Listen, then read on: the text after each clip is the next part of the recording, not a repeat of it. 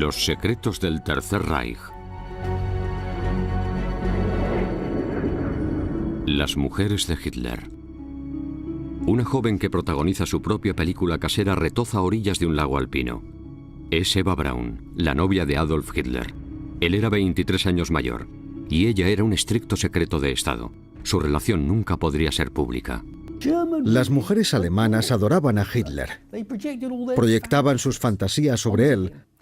Así que no era aconsejable que se supiera que Hitler tenía amante, o novia, o esposa, o familia. Para la maquinaria propagandística de Goebbels, era muy importante que Hitler permaneciera soltero.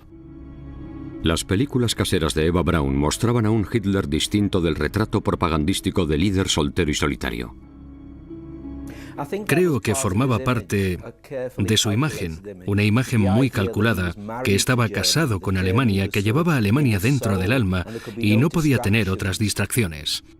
Las películas de Eva Braun no se rodaron para que se vieran fuera de Berghof, el refugio alpino de Hitler sobre el pintoresco pueblo bávaro de Berchtesgaden. Para la opinión pública ella no existía. Tristemente, Eva Braun no se hizo célebre hasta que se casó con Hitler y juntos se suicidaron en el búnker de Berlín. Fue una de las muchas mujeres jóvenes que intentaron suicidarse tras caer bajo el hechizo de Hitler. Maria Reiter tenía 16 años. Su cuñado la salvó del suicidio cuando Hitler la rechazó. Geli Raubal era la sobrina de Hitler. Solo tenía 23 años cuando se suicidó en casa de Hitler.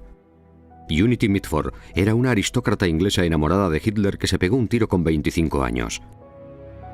Según Hitler, no hay nada mejor que entrenar a alguien tan joven, a una chica tan maleable como la cera.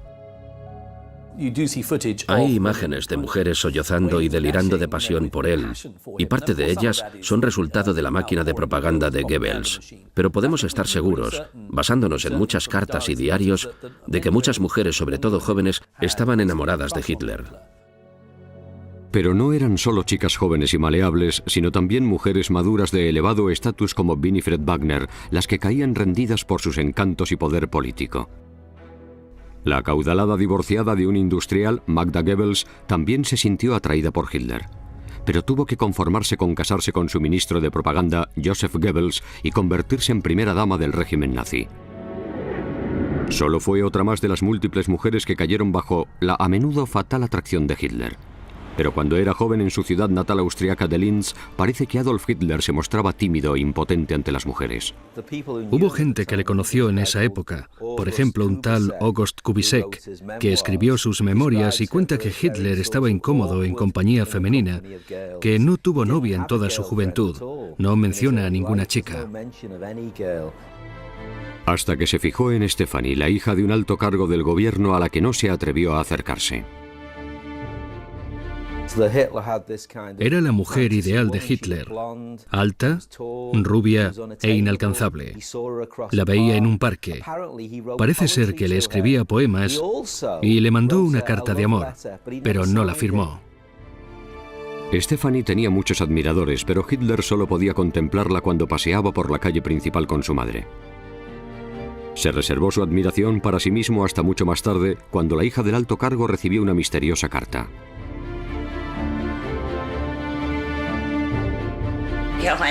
Recibí una carta anónima en la que me decía que se iba a la Academia de Bellas Artes de Viena, pero que cuando volviera a Linz se casaría conmigo.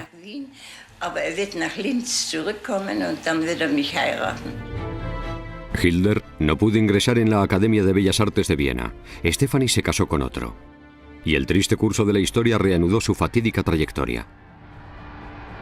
En agosto de 1914, la euforia bélica embargó a una generación de jóvenes alemanes y a un voluntario austriaco de 25 años, Adolf Hitler. Se alistó en un regimiento de infantería y fue enviado al frente occidental. Su unidad sufrió pérdidas devastadoras. Como mensajero, el cabo Hitler se ahorró los horrores del combate de trincheras, pero recibió la medalla de la Cruz de Hierro por su valor, algo que más tarde exhibiría en su chaqueta de dictador.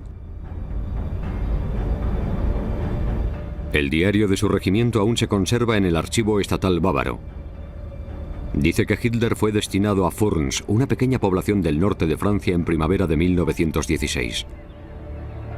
Décadas después, una mujer francesa afirmó haberle conocido en ese pueblo.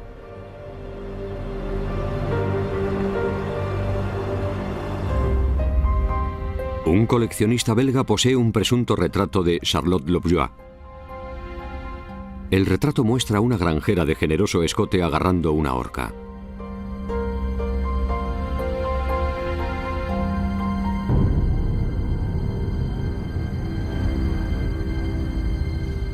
En su firma se lee Adolf Hitler 1916, pero no está demostrado que lo pintase Hitler.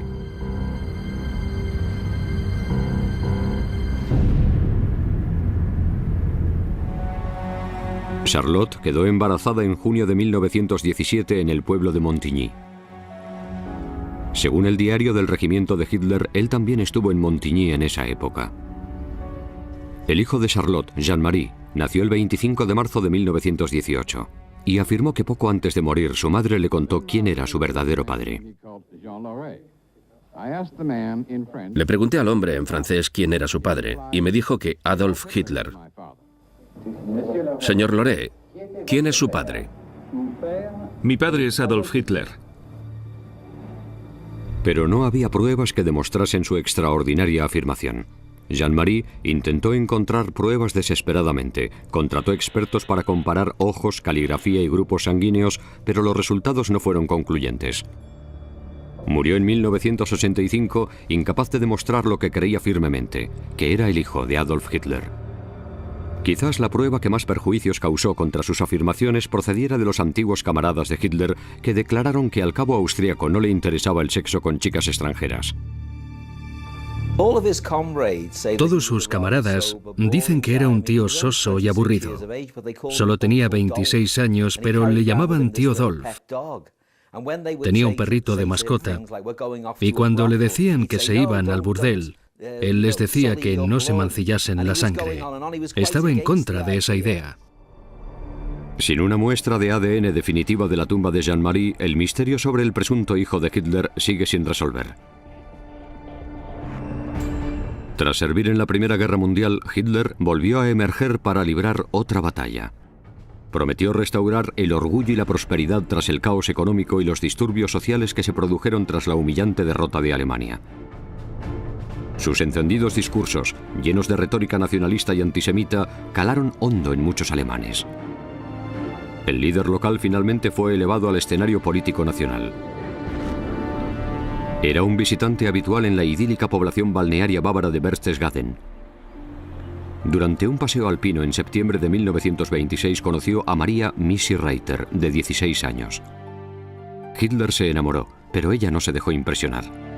Su sobrino habla por primera vez y cuenta cómo comparaba su emblemático bigote con una mosca negra y gorda. Se lo dijo a mi madre desde el principio.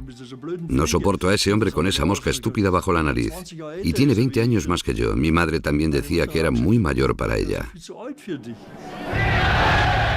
Pero Missy pronto cambió de idea cuando Hitler la invitó a verle en acción en un congreso del partido nazi. Su actuación frente a una masa enardecida tuvo el efecto deseado. Cuando entró en la sala, Hitler interrumpió el discurso y fue a besar la mano a Missy y a Annie. Las condujo a una mesa, volvió al estrado y continuó el discurso. Tenía 16 años. Y a pocas chicas de 16 años les ofrecen esa clase de reconocimiento público, delante de tanta gente, de la admiración que les profesa el hombre que hay ahí de pie. Eso fue seguramente lo que la impresionó. Entonces fue cuando el hielo se derritió por completo, diría María después. Hitler la invitaba a excursiones. Durante un paseo por el campo de Berchtesgaden se besaron por primera vez. Pero el romance no floreció. La política ocupaba demasiado tiempo a Hitler. Le enviaba cartas de amor. Mi querida niña, me encanta que mi enamorada me escriba. No tienes ni idea de lo feliz que me hacen tus cartas, que son como si me hablase tu querida voz. Niña, no sabes lo que significas para mí y cuánto te quiero. Tu lobo.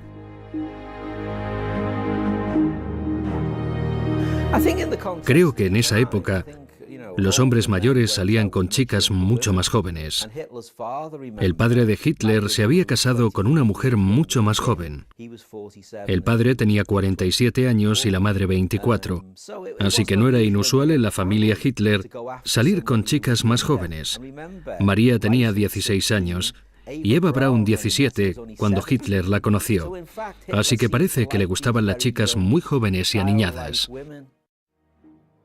A pesar de su debilidad por las mujeres aniñadas, la ajetreada campaña política de Hitler por toda Alemania significaba que cada vez tenía menos tiempo para dedicárselo a sus queridas niñas como Maria Reiter. Y tras esperar meses para ver a su amado lobo, Missy se desesperó, se trastornó y quiso suicidarse.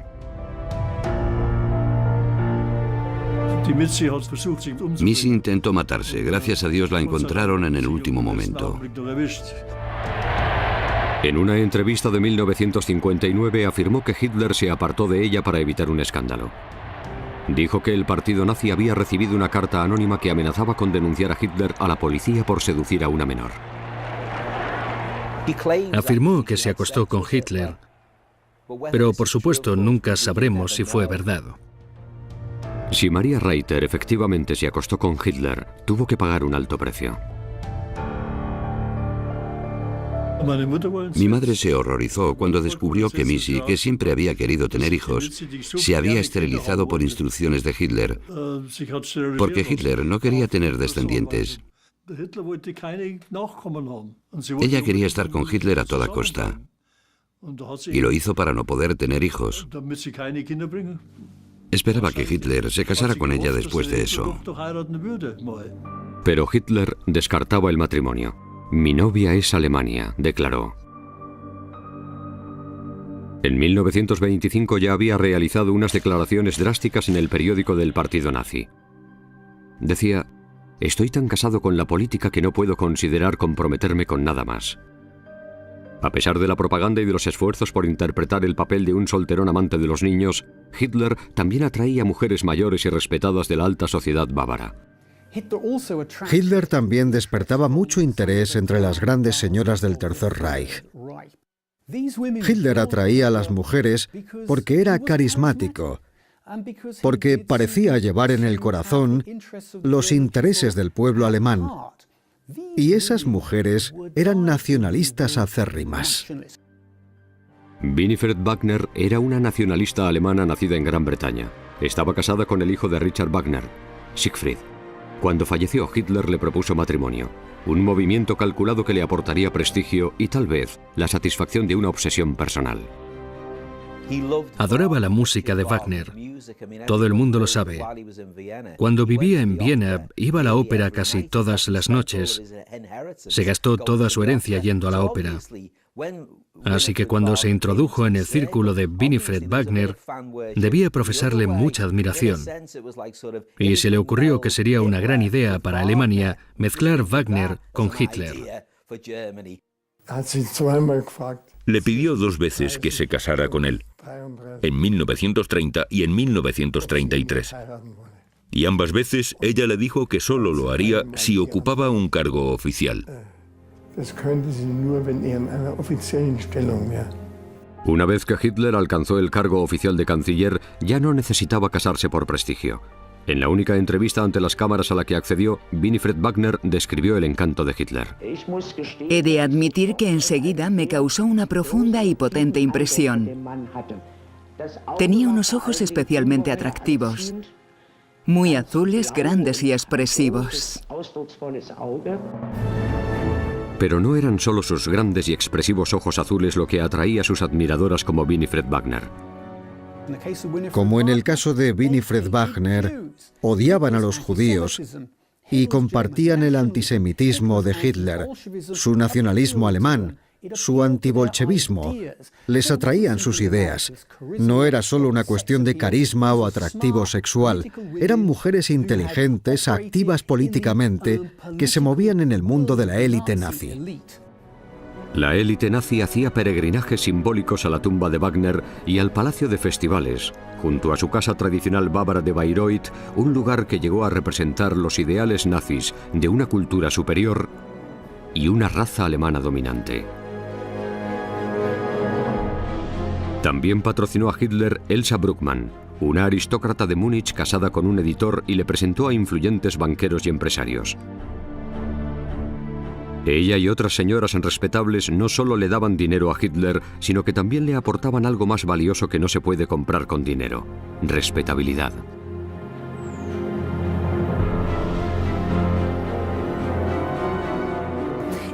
Eran parte de la alta burguesía, mujeres respetables que regentaban salones donde se reunían escritores, políticos, artistas y periodistas, y que presentaban a Hitler a gente influyente.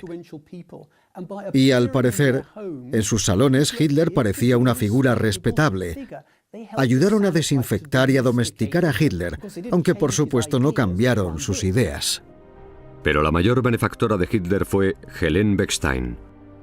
Le ayudó económicamente, como reconoció en un interrogatorio policial de 1924. Le dio obras de arte de muy alto valor. La mujer del famoso fabricante de pianos también apoyó la campaña de elección de Hitler con préstamos y con un Mercedes Compressor nuevo para sus viajes por Alemania. El ascenso a la cumbre de Hitler se vio acelerado por mujeres como la señora Beckstein. Tenía muy buena posición en la vida social de Múnich y organizaba cenas a las que asistía Hitler. Empezó a sentirse muy atraída por él. Era mucho mayor que Hitler y Hitler era muy amable, encantador y galante con las mujeres mayores y gustaba mucho a las mujeres mayores. Fue así durante toda su carrera. Pero eran relaciones interesadas para ascender socialmente. En privado, Hitler prefería la compañía de mujeres jóvenes, incluida su propia sobrina Geli Raubel, la hija de su hermanastra Angela. Hitler se convirtió en el tutor de Geli. Era muy joven e impresionable. Había perdido a su padre cuando era muy pequeña y consideraba a Hitler, que era su tío, una figura paterna. Cuando cumplió 19 años fue a vivir con él a Múnich. Ocupó una habitación en su espacioso piso. Hitler estaba orgulloso de su simpática sobrina y la llevaba a reuniones con amigos y compañeros nazis. Sus coetáneos describen a Geli como una chica muy dulce que siempre era el centro de atención.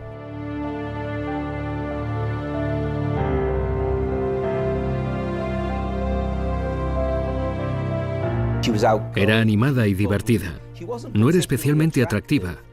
No encajaba con el modelo ario, no era rubia, pero a él le gustaba mucho.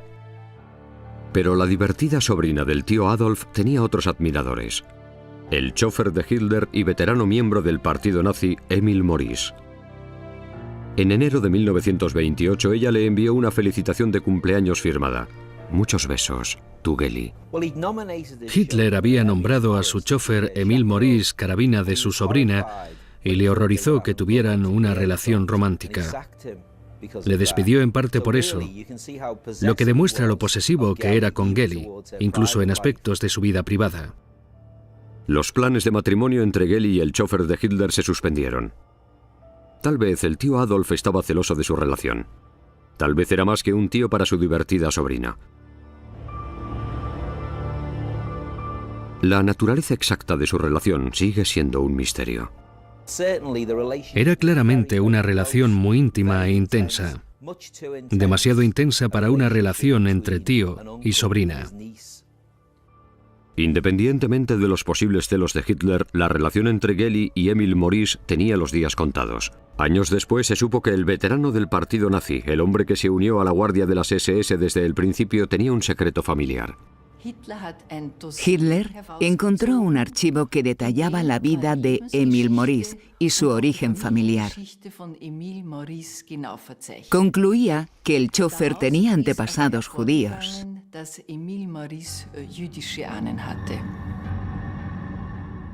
El compañero de partido de Hitler tenía raíces judías.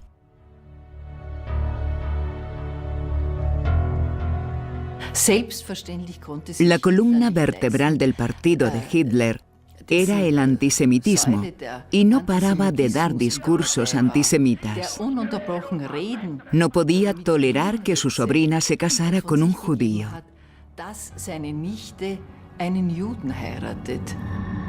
Ya conociera o no Hitler los antecedentes judíos de su chofer, la relación terminó. Mimó a su sobrina con vestidos caros, visitas a la ópera y cenas en restaurantes exclusivos. Era una vida de lujo, pero no de libertad. Se quejaba de que no podía hacer nada sin permiso del tío Adolf. Hitler estaba constantemente de gira para su campaña electoral, pero el 19 de septiembre de 1931 una noticia impactante llegó de Múnich. Geli había aparecido muerta en su piso. Pudo haber sido un escándalo enorme para Hitler y se tapó. Hitler se puso muy triste. Tuvo una depresión. El impacto de encontrar a su sobrina muerta en su piso pudo ser muy grande, pero se notó la eficacia del régimen nazi, que lo supo ocultar. El informe de la policía aún se encuentra en el archivo estatal bávaro. Concluyó que la muerte de Geli fue un suicidio.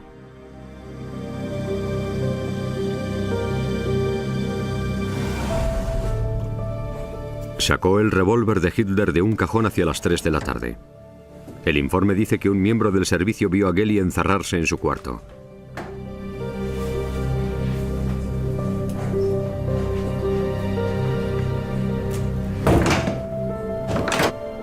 La sobrina puso la pistola directamente sobre su piel.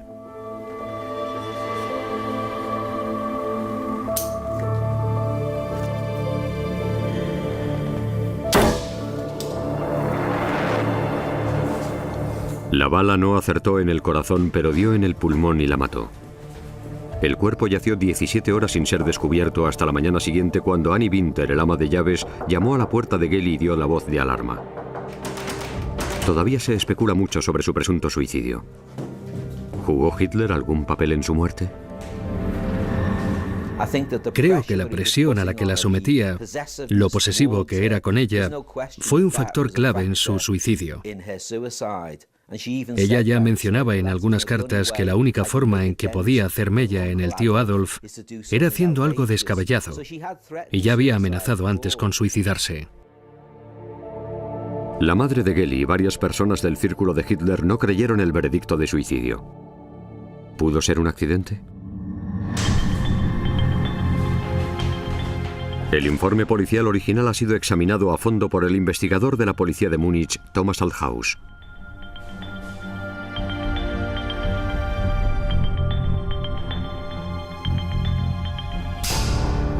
Para el investigador, las pruebas apuntan a un suicidio, no a un disparo accidental.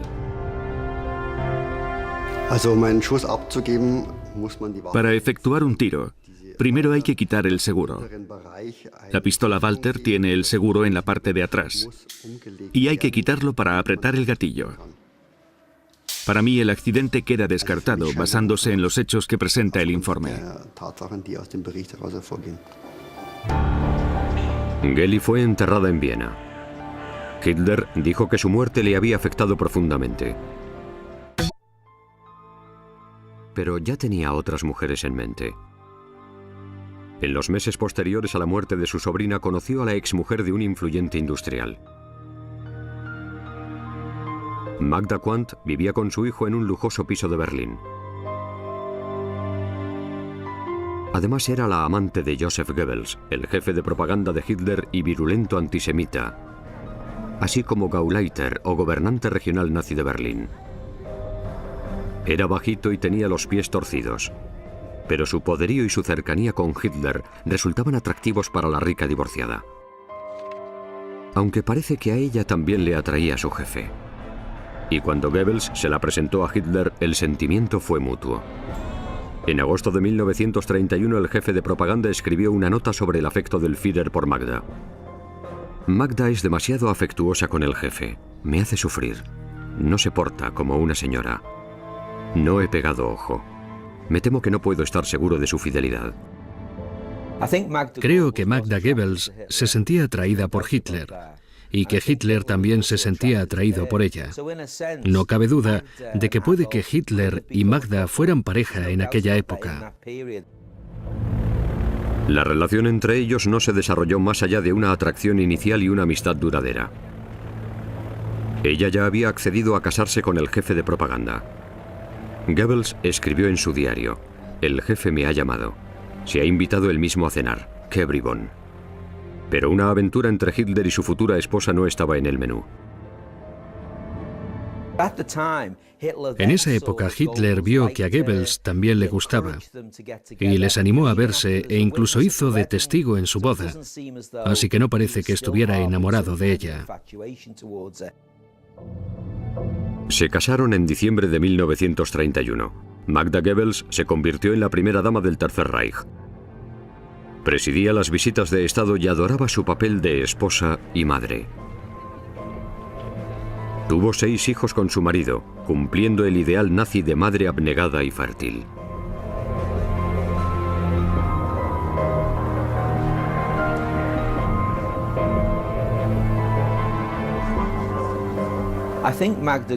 Creo que Magda Goebbels era el tipo de mujer que admiraba a Hitler. Era una supermadre aria. Tenía 6 hijos. Era una mujer rica, encantadora, y cuando Hitler estaba en Berlín, ella daba cenas con él como anfitrión, y él la consideraba una figura icónica del nazismo. La maquinaria propagandística de Goebbels aseguraba que la imagen todopoderosa de Hitler atrajera legiones de admiradoras femeninas en toda Alemania. Pero la adulación estaba tan bien orquestada que también captó admiradoras al otro lado del Canal de la Mancha.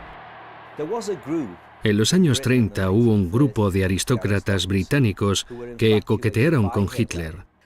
Creían que era un gran líder, que gracias a él los trenes llegaban puntuales y que los campos de concentración estaban muy bien para poner a trabajar a los vagos. Así que las clases altas admiraban mucho a Hitler. Una de las aristócratas seguidoras de Hitler más célebre fue Unity Mitford, pariente lejana de Winston Churchill. Ella y sus hermanas eran los ídolos de la alta sociedad inglesa. Su padre, David Freeman Mitford, había heredado el título de Lord Rysdale. Las Mitford se criaron en una mansión campestre inglesa y se codearon con influyentes escritores, poetas y políticos. Unity y su hermana Diana eran devotas fascistas. Su hermana mayor, Diana, se había enamorado de Oswald Mosley, el líder de los fascistas ingleses. Era varios años más joven, y él la había impresionado mucho. Quiso demostrarle a su hermana que podía conquistar a un Führer más importante. Unity Mitford se convirtió en una especie de acosadora y siguió a Hitler por todo Múnich en 1934. Descubrió un pequeño restaurante donde él solía almorzar, la Hostería Bavaria. Iba allí todos los días esperando encontrárselo. El plan funcionó y pronto conoció a su adorado Führer en persona. Un día Hitler mandó al dueño del restaurante a decirle que si quería tomar café en su mesa. Ella se emocionó y desde entonces fueron grandes amigos. Dijo que era un ejemplo perfecto de femineidad aria.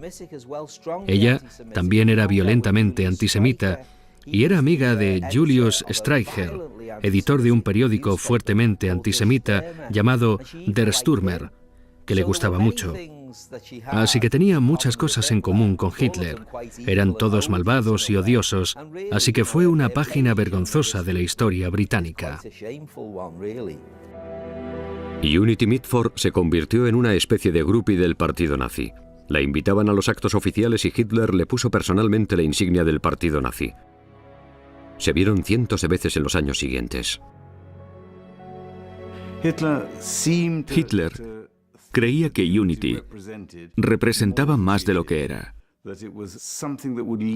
Creía que despertaría simpatías y comprensión en los círculos británicos, pero estaba muy equivocado. También creía que tenía un aspecto muy ario y que así debían ser todas las chicas: grandes, altas, fuertes y rubias. Como una valquiria, que casualmente era su segundo nombre, se convirtió en parte del séquito de Hitler.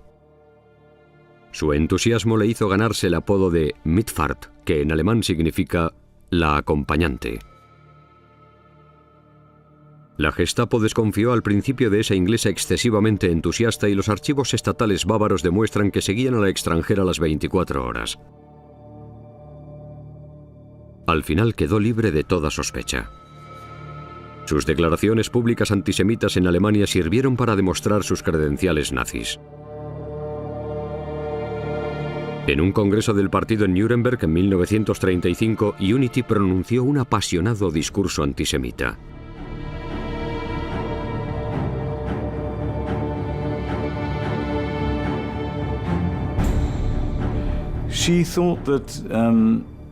Creía que el nazismo sería la respuesta a todo.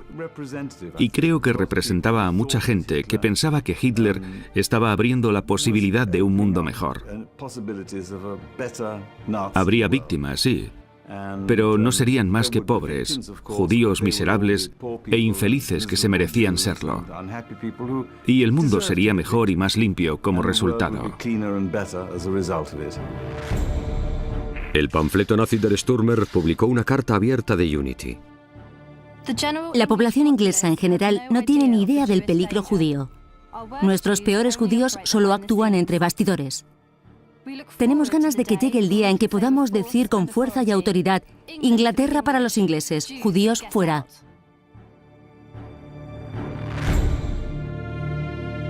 Pronto pasó de las palabras a los crueles hechos. Hitler ofreció a Unity que escogiera alguna de las propiedades requisadas a los judíos forzados a huir de sus casas.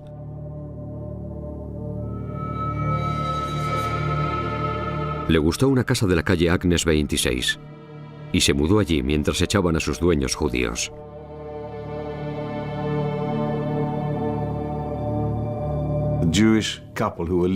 La pareja judía que vivía allí estaba todavía presente cuando entró ella y dijo: «Me quedo con el sofá y las cortinas, pero esto es muy feo. Hay que cambiarlo y modernizarlo todo». Los dueños judíos se quedaron llorando delante de ella porque sabían que era el final para ellos. En verano de 1939, Unity se enteró de que la guerra era inminente. Hitler invadió Polonia el 1 de septiembre. 2 días después, Gran Bretaña declaró la guerra a Alemania.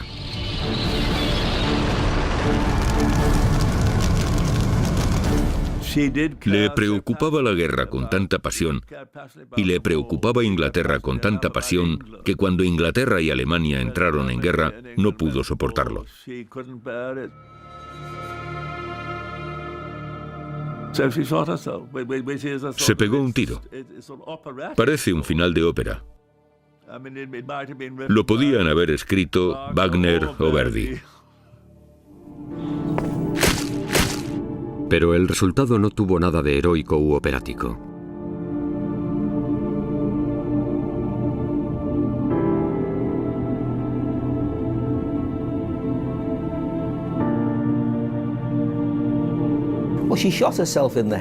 Se pegó un tiro en la cabeza. No fue teatro, fue muy grave, pero no se mató. La llevaron a Suiza con los gastos pagados por Hitler. Luego la repatriaron a Inglaterra y la ingresaron en un hospital donde vivió 7 u 8 años más en un estado muy frágil.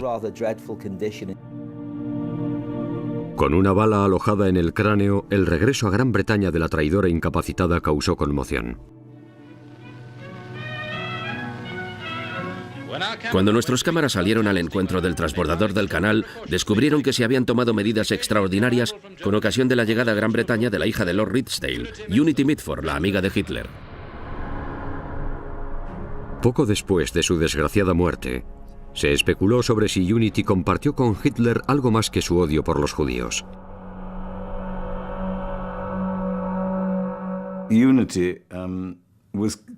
Unity estaba extasiada por la idea y la persona de Hitler. Era una especie de amor, pero no una relación física. Lo más cercano al contacto físico que tuvo fue sentarse a los pies de Hitler mientras él le acariciaba el pelo y le decía «Mein armes Kind», «My liebes Kind» y cosas de ese tipo. No fue una relación sexual en absoluto, por supuesto. Está claro. Fue más bien una especie de fan, como las de las estrellas del pop. Y la estrella del pop la escogió como una de sus chicas. Era una de sus chicas favoritas.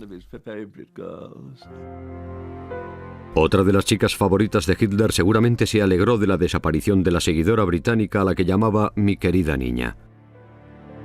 Eva Braun era ayudante de laboratorio del fotógrafo personal de Hitler, Heinrich Hoffmann.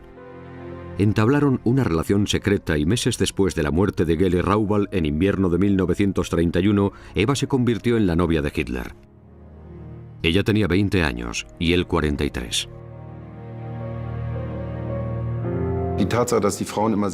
El hecho de que esas mujeres siempre fueran tan jóvenes y dependieran tanto de él significa que no solo ansiaba el poder político, sino también el poder sobre las mujeres. Como Geli Raubal y Unity Mitford, Eva Braun cayó bajo el fatal hechizo de Hitler. En 1935 escribió acerca del supuesto afecto que sentía el Führer por Unity.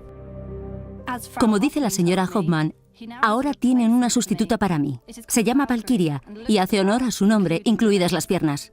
Pero esas son las dimensiones que le gustan. Eva Braun ya había intentado matarse una vez.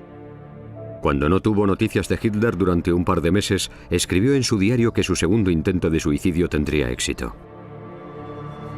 Tomó 35 pastillas para dormir, pero sobrevivió y al hacerlo fortaleció su posición junto al Führer.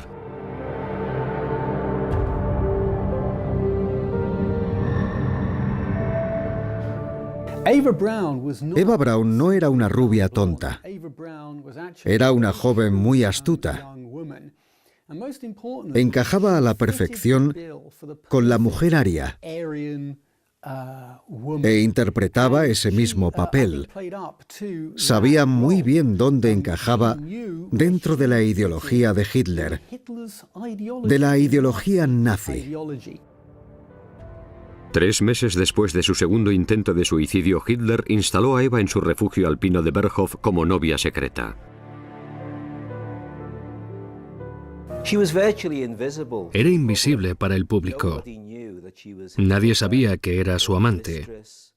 Tenía una casa o un cuarto de invitados en el Berghof y se hacía pasar por su secretaria privada entre su círculo más cercano. Pero todos los que rodeaban a Hitler sabían que Eva Braun era su amante y que al final del día desaparecían juntos en sus aposentos. Pero para la imagen pública del Führer célibe, consagrado únicamente a Alemania, ella no existía. Por las cartas que le enviaban, sabemos que las mujeres alemanas estaban locamente enamoradas de él. Querían tanto a su Führer que esa dinámica no habría funcionado si se hubiera sabido que Hitler tenía una amante, o peor, una esposa. Y por eso Eva Braun se mantuvo en la sombra. Y en la sombra, sin quererlo, recopiló un archivo extraordinario, las únicas imágenes de la vida doméstica y profesional de Hitler en el Berghof. 4 horas de sus películas caseras han sobrevivido, grabadas entre 1938 y 1944.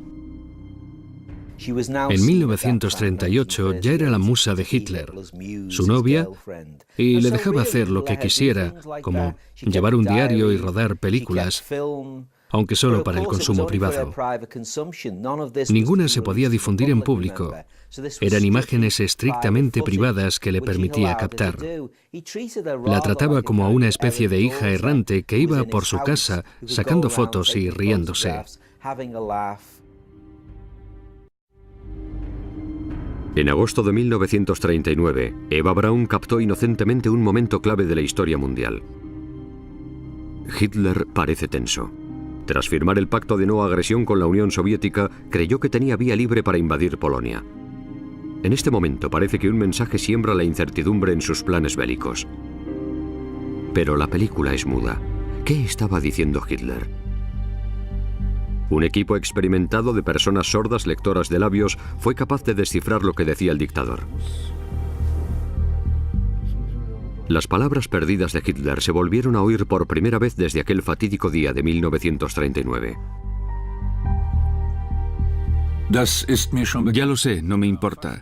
Ya sabrá lo del telegrama. Me gustaría destruirlo. ¿Ha llamado a esos señores?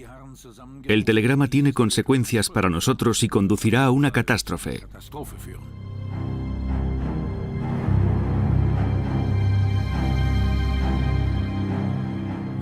¿Qué quiere usted? La nueva traducción sugiere que Hitler reaccionó ante un telegrama del gobierno británico, tal vez del primer ministro Neville Chamberlain, que reiteraba su apoyo a Polonia. Significaba que Hitler no podría invadirla sin problemas. Esa podría ser la catástrofe a la que se refería el dictador nazi. Creyó que Chamberlain nunca cumpliría su promesa de apoyar a Polonia, y cuando se enteró de que sí iba a cumplirla, se quedó estupefacto porque significaba la guerra.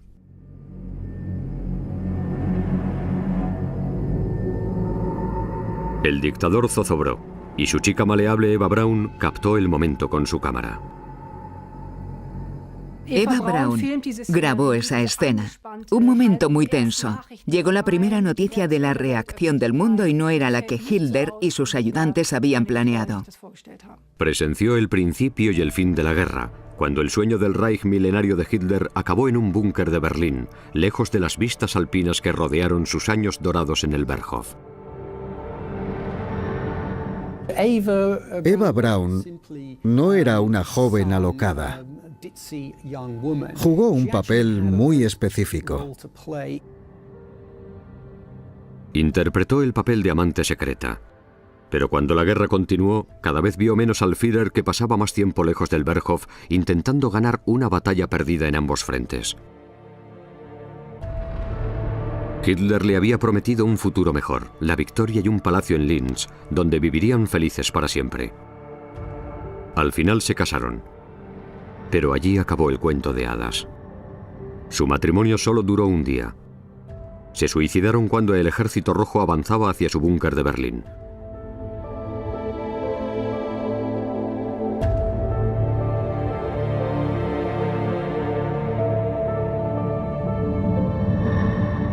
Y Eva Braun no fue la última de las mujeres de Hitler que se suicidó. Magda Goebbels y su marido Joseph decidieron seguir a su Führer en la vida y en la muerte. Creo que estaba decidida a permanecer junto a Hitler en el búnker hasta el amargo final. Envió una carta a un familiar justo antes del fin, en la que decía: «No puedo vivir en Alemania si no está gobernada por Adolf Hitler. Y por tanto, si el Führer muere, moriré con él, igual que mis hijos». Magda y Joseph envenenaron a sus 6 hijos antes de suicidarse un día después del suicidio de Hitler.